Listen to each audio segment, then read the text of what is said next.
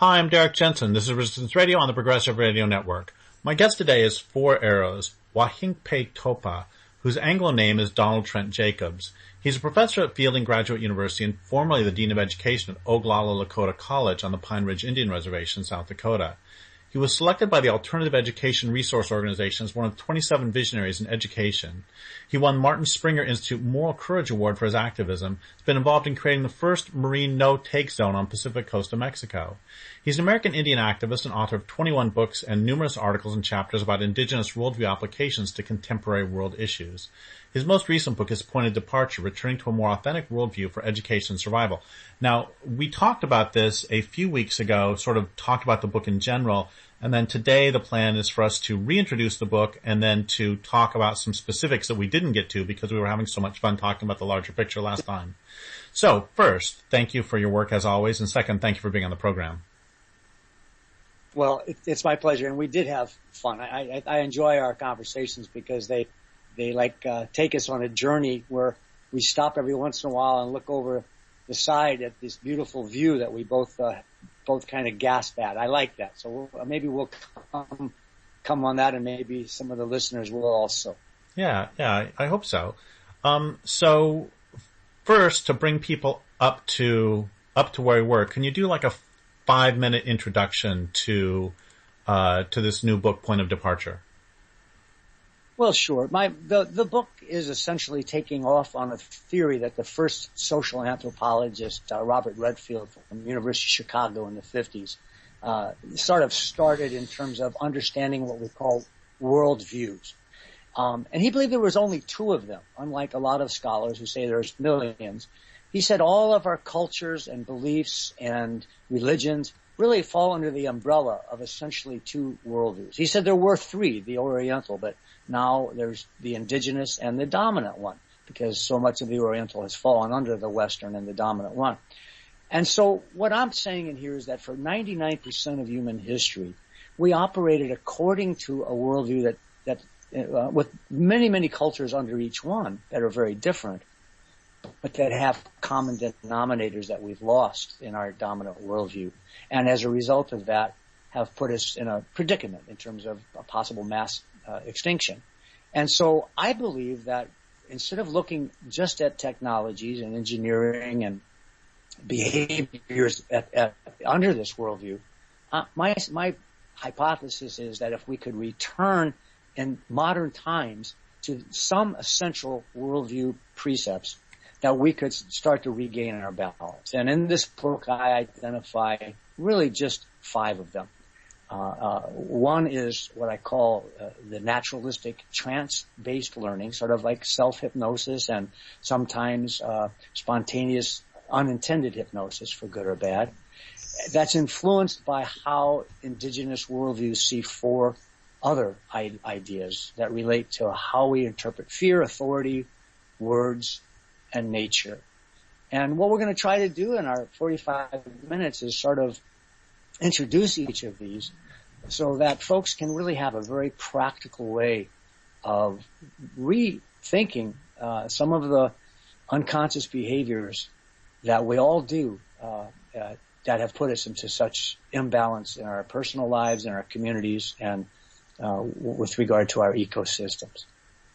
So let's start by trance-based learning. Can you introduce it a bit more than you have there, and then I'm sure that both of us will have some anecdotes about that might or might not be interesting. Sure. I'm thinking about my own being possibly not interesting. Anyway, go ahead. Listen, let's talk about the hundreds and hundreds of thousands of years that our ancestors lived in a nature-based world view.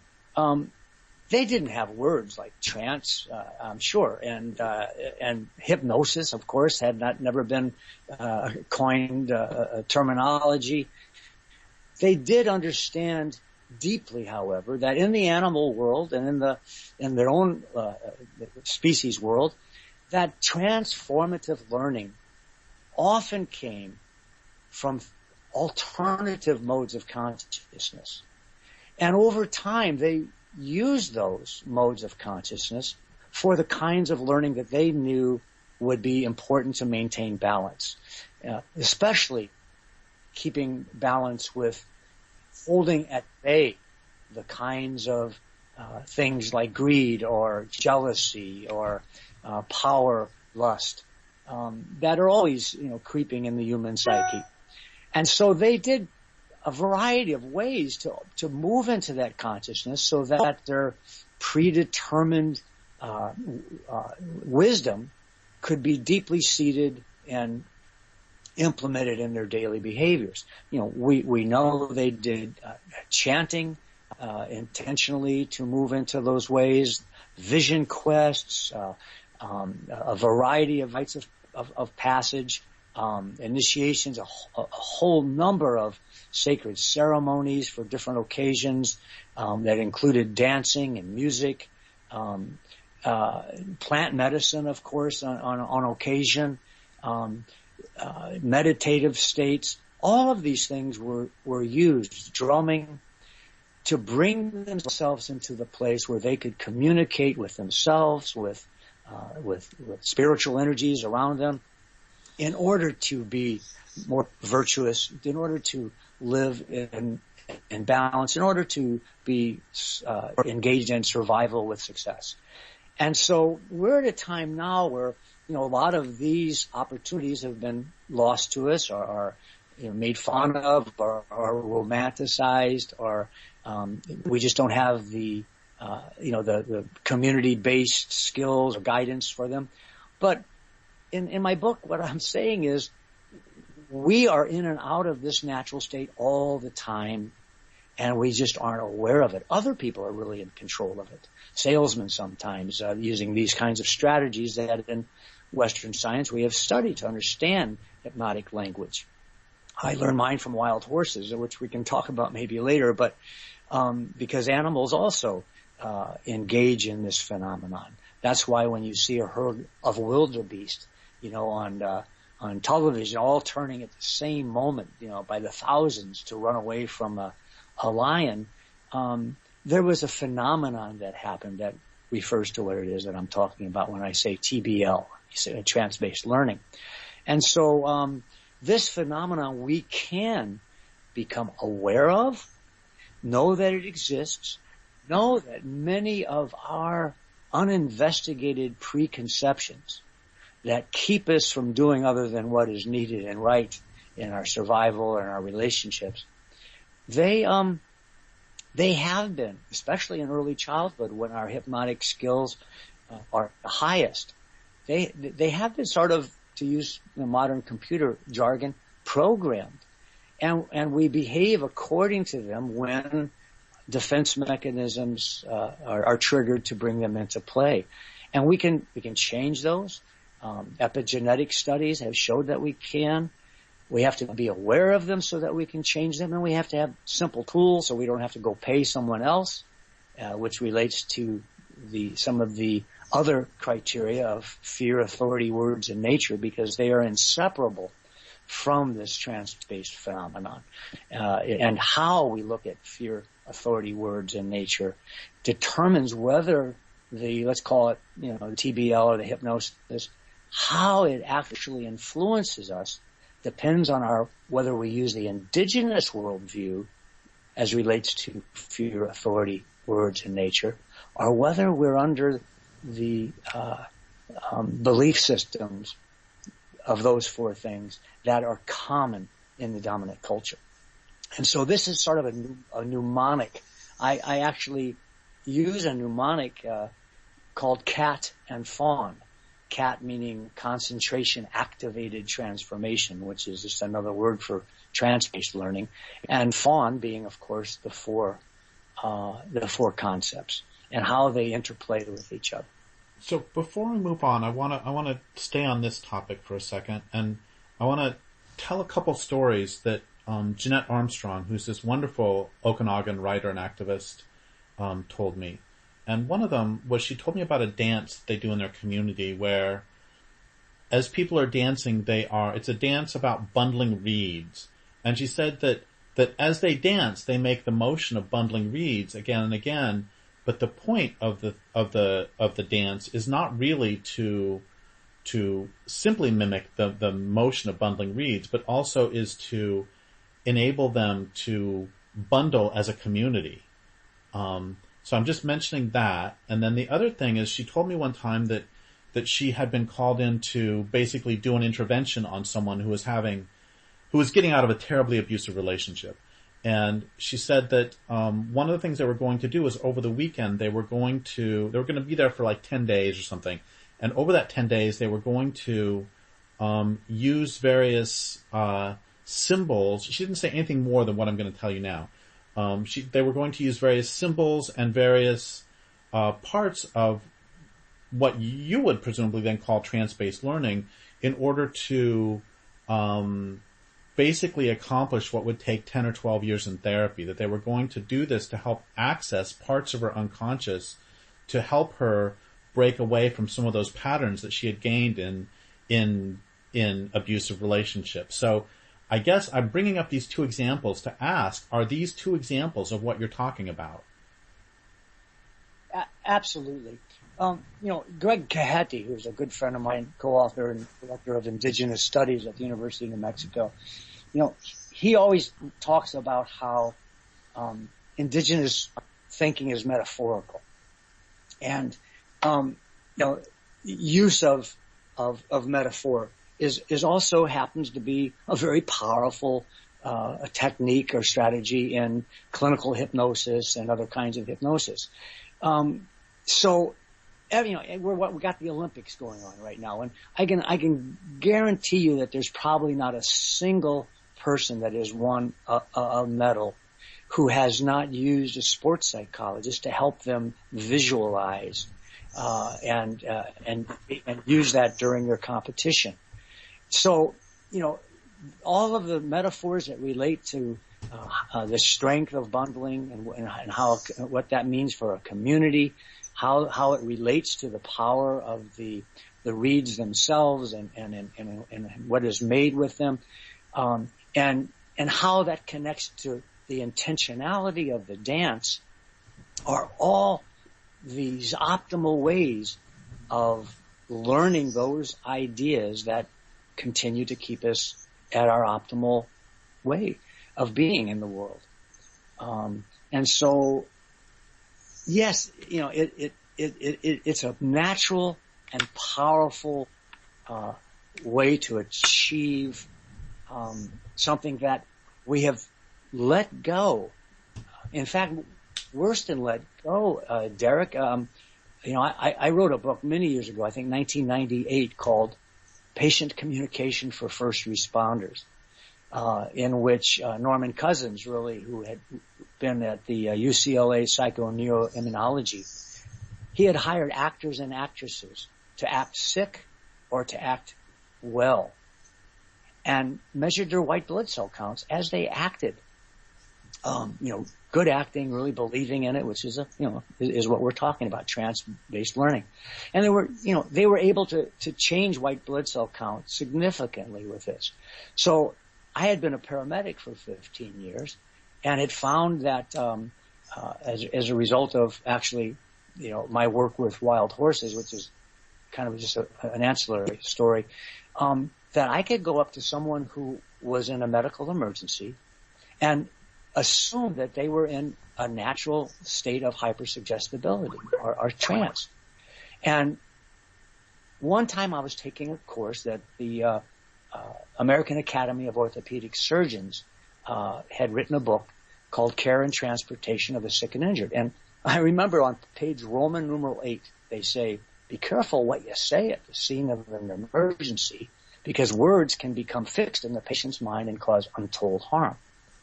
So I immediately thought, well, if they could cause untold harm, why not the opposite? And so Prentice Hall published my book, and in a very short while, it was banned. I was on a world speaking tour in Brisbane, Australia, and talking to 1,500 emergency room physicians who came to me and said, we can't order the book. Well, attorneys came to the situation, I was told, and said that this book should be used only by licensed medical physicians trained in hypnosis by the American Academy of Clinical Hypnosis, and they pulled the book off the market. And yet salesmen do it all the time, preachers, but most of the religions now have said that this is something of the devil. And so here we are with this most naturalistic tool that instead of us being in control of it, we have inadvertently give control to others. There's a couple more stories I want to talk about this, and at this rate, we're going to get only through trance-based learning in this interview, but we'll worry about that in a second. Well, then they'll buy the book. Yeah. So one story is, I'm glad you brought that up about the Olympics, because that reminded me, when I was in college, I was a high jumper, and I read a lot, and actually I called up college professors who were hypnotists too, because I wanted to learn more about, I didn't call it trance-based learning, I called it, I don't know what I called it, self-hypnosis or something. I wanted to learn more about becoming a better jumper. And one of the studies I read was that they did a study of 2 sets of skiers, and one set did practice runs, and the other set did one set of practice runs to get used to the course, and then after that, they did everything else imagining it instead of actually running the course. And what they found is that in many cases, the ones who did the runs internally instead of externally actually did better. That was at least as effective. They would get very relaxed and then they would run through it. And I put that into my own practice as a jumper. And then when I was later a coach, I did it with my jumpers too, that the day before, a couple days before any track meet, instead of actually jumping, what we would do is I would have them sit there and then we just imagine the entire track meet, and they get up and they stand there at their mark, and then they, in their head, go through the jump, and then they sit back down and they wait a while and then do the next jump. And this was very, very effective. I mean, so I guess I'm saying this in terms of trying to, if we say trance-based learning, that sounds really dramatic, but this is just, like you've said several times now, and I'm finally getting, this is something that we all enter. Those of us who, how many of us have faced a problem, and so you go start walking through a forest, and the solutions come flowing to you from the trees and from the land everywhere else. Well, you're right on. Let me jump in on a couple of points. First of all, that study has been duplicated so many times with different things. Free throws from a free throw line in basketball, same thing. Just as much improvement with those sitting on the side, just looking up and imagining it, as those who actually physically practiced. We can look at the placebo effect. We know that 60% of all medical interventions that don't count mechanical replacements like knee replacements have a placebo effect. Even a torn meniscus. You cut somebody's knee open and sew it back up, and they have the same, benefits, in 60% of the cases as those who actually trimmed the meniscus. So, this is natural, but we have made it unnatural and given it power to others, because it's not just, visualization. That's one of the things that, before we finish this part of it, we'll talk about the difference between just imagining something. Like right now, if I said, Derrick, imagine that there's an orange in front of you and you're peeling it. Right now your mind might be doing that, but it wouldn't be seeding itself in terms of changing brain synapses, because you're likely still in the same brain frequency waves. You actually have to change slightly. It's not a significant thing. And there's very simple ways to do that. We can get to, using idiomotor movements that will let you know that you have made that switch before you visualize, right? So, sure. And there's things with, how you use words. Golfers, if they see a sand trap, and they learn a little bit of hypnosis, but not enough, might say, I'm not going to hit the ball in the sand trap. And of course, the most image producing word is sand trap, and that's where they'll hit it. So they learn to visualize hitting it into the fairway, etc. But it's not rocket science. It's not something that you have to be afraid of. It's not something that only a medical professional can use, because we use it all the time. And unfortunately, we use it negatively with children too often. a big tall teacher coming up and saying, you're never going to amount to anything, George, because your mathematics skills are so bad. That could last a lifetime. Well, that actually brings up something else that is going to keep us on this topic, which is something I've thought about since I was a child, is I've noticed that somebody can say in either a good thing or a bad thing to you at a certain moment, and it doesn't seem to have a large effect on you. And somebody can say that same thing to you when you in a different space, and it can be devastating or really helpful. And the language I came up with for that when I was maybe 10 or something is I called it windows of sensitivity. That it seems like there are moments when you are especially open, and if somebody said to you in that moment, Johnny, you're never going to accomplish anything, then that can just devastate you. And then other times we're less. And so I think part of what we're getting at is that process of not opening up to the terrible things like that, but just opening oneself up to I mean, those seem to be induced different states that are present. Do you see what I'm trying to get at? I love your phrase. I've never heard that, before phrased that way. But this window of sensitivity is exactly what I'm talking about. And under our indigenous worldview, and those who still are able to abide by it, they realize that there are ways to bring about those windows of sensitivity. I love that. And do so in this naturalistic way in order to bring about the kinds of goals that we have.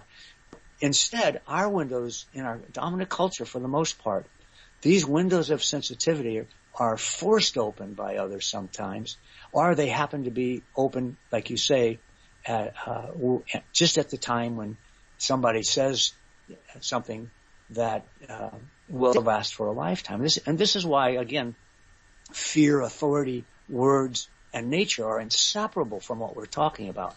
Because in the dominant culture, words are not as sacred. They don't, the effort to make sure they speak truth is not there. And with that, coupled with the spontaneous, I'm going to use your phrase, windows of sensitivity, that's where we wind up doing things that somebody from an outer spaceship looking down at us would go, well, they're either completely crazy or they're in hypnosis. Well, okay, so I want to ask one more thing about this trance-based learning. I promise this will be the last thing before we go to fear, authority, words, and nature. And that is that I read Lewis Mumford in my 30s and just found him tremendously fabulous on so many levels.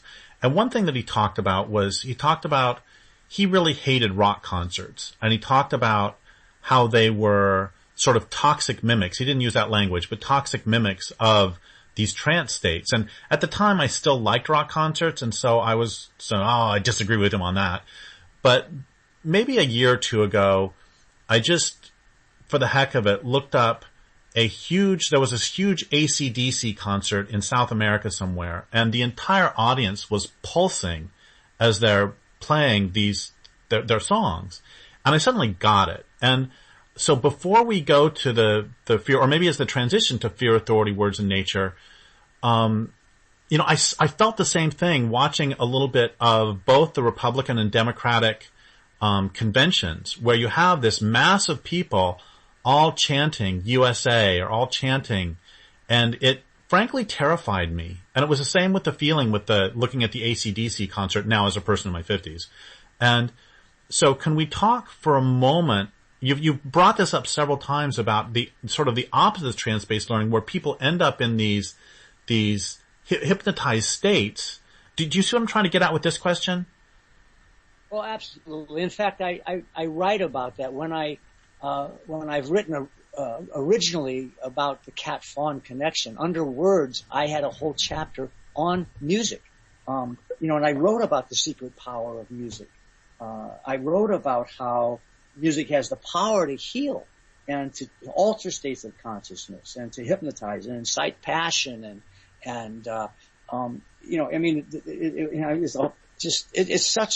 this is why music is in indigenous cultures such a intrinsic part of daily living. I used to do a fun exercise. You know, I play old-time piano. And if anybody wants to hear it, just put in 4 Arrows Piano on YouTube, and you can hear my old songs at the University of Mississippi last month. But I used to do a little thing where I would go up on the stage when I was speaking about worldview stuff, and I'd say, who out there cannot play the piano?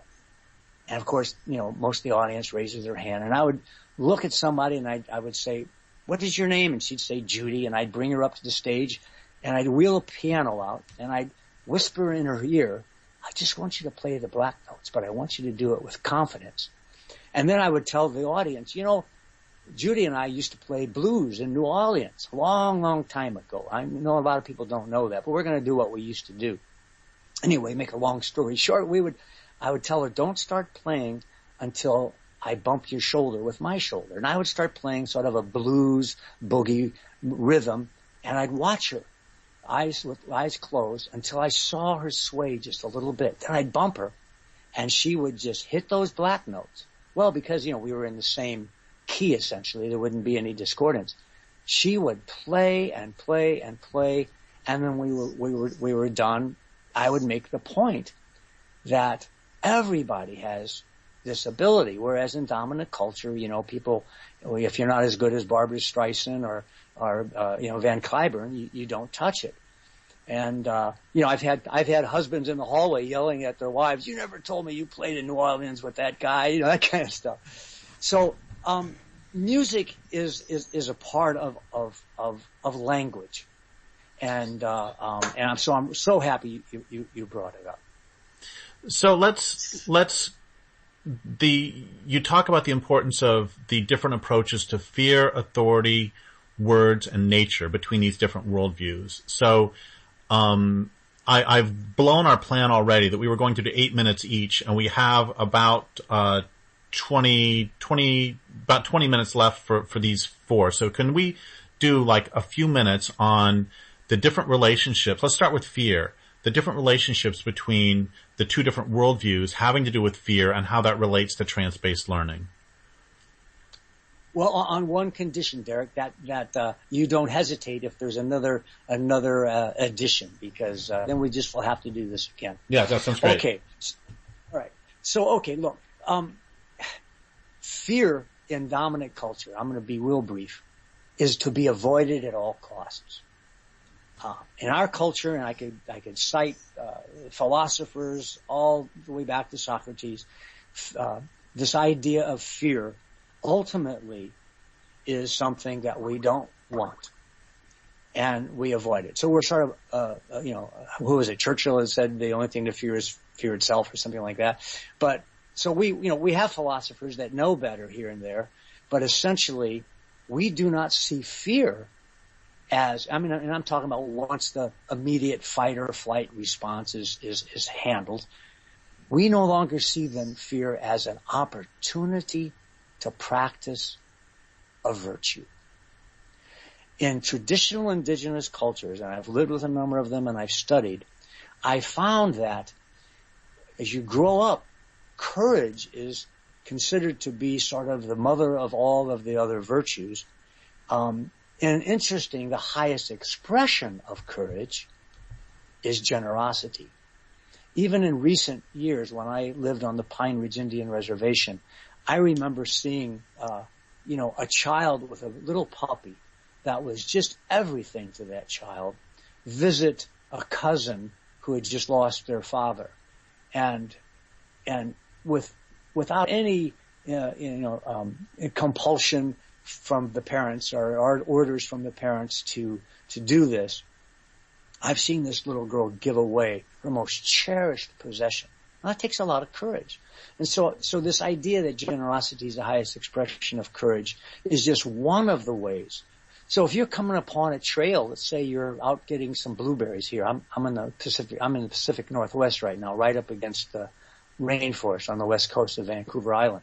We got lots of black bear and wolves here.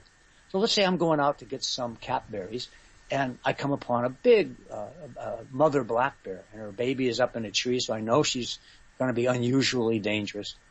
Well, my fight or flight response takes in. I know I can't outrun, and I know I can't fight. So there I am. Well, instead of panic and all these kinds of other things that would happen typically if you're under a worldview that doesn't understand what I'm about to say, I might kind of go, well, let's see. What virtue am I practicing and need to work on? Is it humility? Is it honesty? Is it generosity? Is it courage? Is it patience? Whatever, right? And I would choose one of those. I mean, I'm being, I'm using this in a very concentrated way to make that, to make the point. But let's say I chose to practice generosity. So I would genuinely take my berries and set them down and say, Mother Bear, if you need these berries, more than I, please have them. And in fact, if you need my flesh, if it's, more than I need these berries, then I give myself to you. Well, the bear is going to let you go.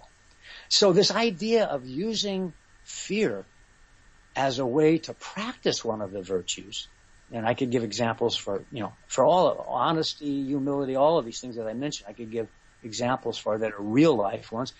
Well, that is actually what happens. And as a result, the courage that has been encouraged and practiced actually leads to what Gandhi is the only philosopher that I have found that agrees with this, because from Socrates on, everyone says fearlessness is foolishness. But once you have practice of virtue via courage, and then you commit to an action, once you commit to that action, under this worldview, you begin to trust the universe, and that brings you into fearlessness. Now, when you think about this, I have an athlete that's in the Olympics now. She brought me out of retirement because I used to be a sports psychologist, Natalie Molhausen, and she's a fencer. And she went from 265 in the world, now she's 5th in the world. She beat the French lady in the morning and then lost to her in the afternoon. I think she got overconfident. But we used this concept of courage from the very beginning, and I could tell you stories about how we did. Some crazy ones that are kind of funny. I'd love to share with you. Like one time on a 6-story building in Cuba, I walked out the window of my room and slid across a 6-inch ledge and knocked on her window in the next room in preparation for a session, inviting her out because I knew that would scare the hell out of her, just to put her in a state of responsiveness that I could really do the hypnosis successfully. So anyway, this concept that we're talking about brings you into fearlessness, and it's good because if you have to use the energy of courage every time you're in a difficult situation, that wears you down. Even if you're successful and you're courageous, when it's over with, it's like, whew, wow, holy cow, I don't want to do that again. But if courage brings you into this place where you trust the universe, and this is taught in Indigenous storytelling, another form of hypnosis, then you move into fearlessness, and that fearlessness doesn't have all of that adrenaline and all of those stress potentials. So this is powerful stuff, and of course, because fear makes you now here, this is an important sentence I'm going to say. Because fear makes us all, I'm talking wild horses included, hyper-suggestible, sensitive, using your Windows idea, to the communication or signals of a perceived, trusted authority figure. So this is why a paramedic on the scene can come up to somebody who's hurt very badly and assume they're in spontaneous hypnosis and know they're in a culture where external authority is very important to them. They could come up to that person and say, listen, my name is Dr. So-and-so or paramedic so-and-so. The worst is over. Things are being made ready at the hospital, but you're hemorrhaging really bad and I can't get inside that car to reach you right now. So when I count to 3, I want you to stop your bleeding. Well, this happens. This can happen if you speak with confidence, et cetera, and some of the little things that I can teach. But this is how powerful this is. And we've got to realize that fear sets the stage for us being hypnotized by authority figures. This is why Goebbels, the propaganda administrator for Hitler, said, I can get people in any country under any form of government to do what I say. I just got to make them afraid. And so this is happening today. We're seeing it in the political realm for the presidency. And once we can understand this, that fear can be a wonderful tool for practicing generosity and patience and virtues and bringing us in beyond courage into fearlessness, and then at the same time making us aware of when our stress level puts us into this window of sensitivity, which is something a friend of mine coined when he was a young man. That window of sensitivity is operating. Therefore, when you hear some of the hypnotic strategies like a Rush Limbaugh double bind, you're either with us or against us, that kind of thing. Same thing in medical emergencies. Would you be more comfortable with your arm here or here? And talking to a person who's not comfortable, they'll become comfortable, and then you use that. It gives us a degree of power. Once we are using authority so that we realize that it's not external authority, but only lived reflection on lived experience. Once we realize that words, especially our self-talk, are sacred and powerful energies that can hypnotize us, and on, then we can then get to the root of what is happening in our world to cause such violence and such ignorant imbalance. Well, let's move on. Thank you for that. And that's great. That's fabulous stuff. And there's 15 questions I want to ask, but let's move on to the different relationships to authority. I mean, you've sort of brought that up right then. Yeah, and that's I didn't know how much time we had, and I wanted to sneak it in because again, these things are all inseparable. And so in indigenous cultures, hierarchy is not at all what it is in our dominant culture. Now, people, I've had scholars challenging me on this over the years, and they'll go, well, what about, in the Pacific Islands, in Hawaii, they always had kings and queens and hierarchy. Well, the research really shows that even when in the 75% of all pre-contact indigenous cultures were completely non-hierarchical, most were matriarchal. But where they did have hierarchy, and there was a number of them, what we saw is called reverse dominance. And I won't go into it, but in reverse dominance, really, the person in charge was really not in charge. What they did was more a figurehead. And if I'll give you an example. I lived with the Tarahumara Raramuri of Mexico, and down in the canyon, 8,000 feet down, the Raramuri have not been influenced by Christianity and other Western influences. And they have a man called the Sukarume, who is a shaman who has natural talents that are quite remarkable. Being able to change the weather, for example. I've seen it happen. Just like the Seri Indian shamans can call the turtles into an island. So here we have a situation where this Tarahumara shaman, maybe their power goes to their head, which it can for anybody under any worldview if you don't practice all these things just right. And so this greedy shaman starts doing things that are wrong. Well, in this culture, they just fire his ass, right? He's gone. He's out of there, and that's all there is to it. He has to go pack up and leave. Now move 8,000 feet up the canyon. Same exact people, same language, and same Sukarume, same shaman. But these folks are all practicing Christians. They've been forced into it through the missionary schools and through all the other reasons. Now they have a Sukarume who's also powerful, but it becomes greedy. Guess what happens? He becomes a sorcerer, somebody to be feared, and then takes over in a negative way much of the power, as you might see in voodoo work in Jamaica. Now, I can only speculate that worldview, this idea of the polarities, the devil, all this kind of stuff, has influenced this difference. But no one studied it really. I've written about it, but not really studied it. So fear is this double-edged sword. It can give us the power to really transform ourselves if we understand its connection to trance-based learning, or if we don't understand it, it puts us into continual jeopardy for wrong action. You've said that. Well, I want to say one thing about authority, which is that it seems to me that the entire dominant culture, we could look at the entire dominant culture as suffering from what Judith Herman would call complex post-traumatic stress disorder, where people have been held in captivity, they've been battered, they've been assaulted. Over time, they can come to believe that all relationships are hierarchical.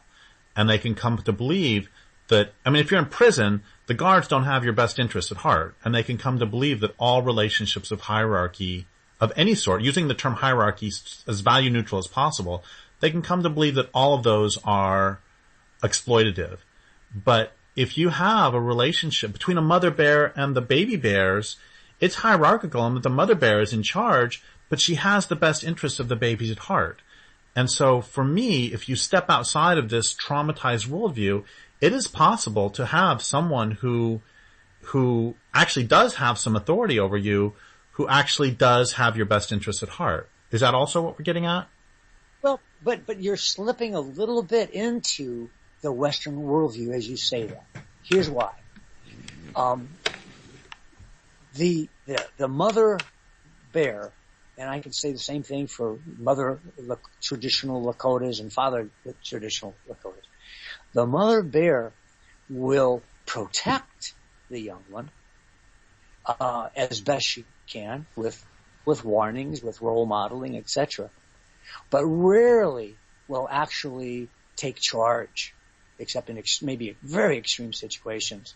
In the same way that I can remember a Lakota man with his little 7-year-old child wanting to mount a horse and ride it with no saddle and no bridle. And I was with some Europeans who were visiting the reservation, and they just immediately thought when the little boy said, "Daddy, can I get up on him and ride him?" They thought for sure that Daddy would say no, because they had seen the horse and saw that it was a little skittish, and they kind of just were blown away when he said something to the effect, "Are you sure that you'll be able to stay on and not get hurt and fall off, etc." And all in Lakota. And the little boy looked with confidence and said, "Yeah." The dad put him on. Now, the dad, as an authority figure, could have said, "No, you're not ready." But there's this sense of authority comes from learned experience and from reflecting on learned experience. And this child, it grew up in a traditional culture where that was the priority. And it wasn't a hierarchy necessarily. It was, you look at the counsel of your elders and the spiritual guides and your parents, but they're not seen as authority figures. That's why traditional indigenous cultures are so permissive. So there's a slight difference there. I just wanted to see if I could subtle that difference out. Great. So, we've talked. Do you want to talk more? We've got like 4 minutes left. We've done it again. So there's also words and nature. Can you bring those together with the different relationships with words? Sorry to give these such short shrift.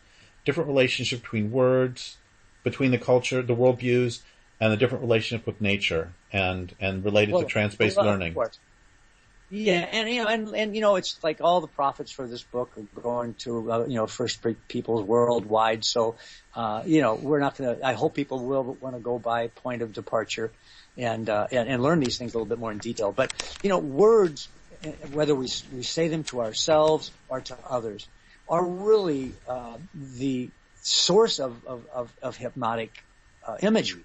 And this is one reason why indigenous languages are verb-based. it's very difficult to categorize and label with indigenous languages because they're sort of always in motion.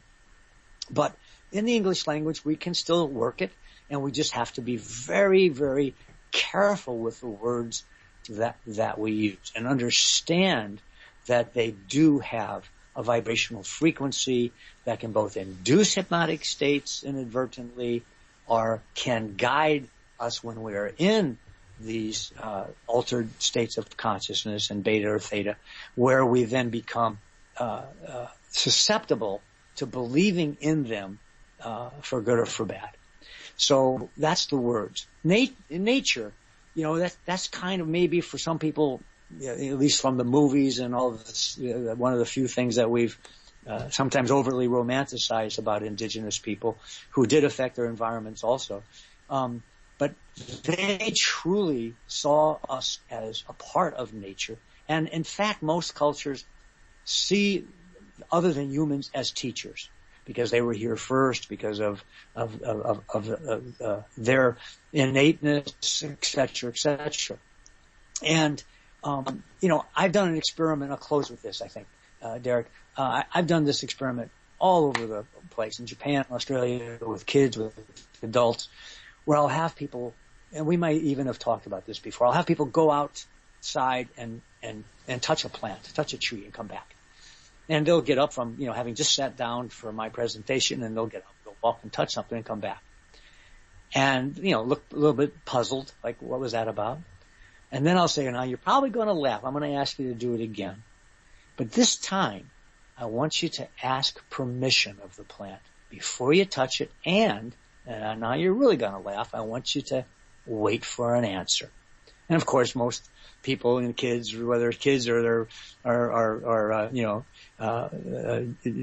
Japanese people in a Buddhist monastery, they have reactions to it, but they go out willingly, just because they came to hear me, and so they go out and Derrick, when they come back in the room, especially the children, it's just unbelievable the communication that happens. I had one child in Mexico after the hurricane down there tell me that that this tree had talked about having lost these other trees that were around it and gone through this. And I mean, it just brings tears to your eyes, right?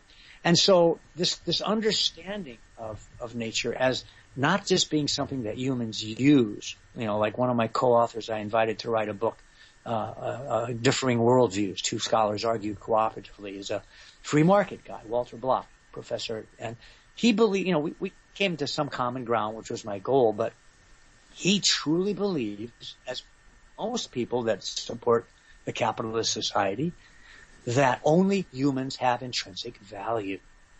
And to believe otherwise, you can't have economic externalities. You have to believe that. And even those of us who are, not following the religious thing that we are stewards of the world and all of these things, and that we are liberal and we love animals, at some level, it's more likely that we believe that, like Walter's excuses, he said, well, if you had a choice between killing a human or an ant, which would you do? I mean, he uses those kind of ridiculous, kind of Rush Limbaughisms, I call them. But ultimately, when you have the respect for all of life and you use words accordingly, and you realize that the ultimate authority is honest reflection on experience, and that one mode of learning has to do with trance-based learning, that's a real good start for us to recapture what we had before our point of departure. Well, that's beautiful. Thank you so much. Now, I would like to thank listeners for listening. My guest today has been 4 Arrows. This is Derrick Jensen for Resistance Radio on the Progressive Radio Network.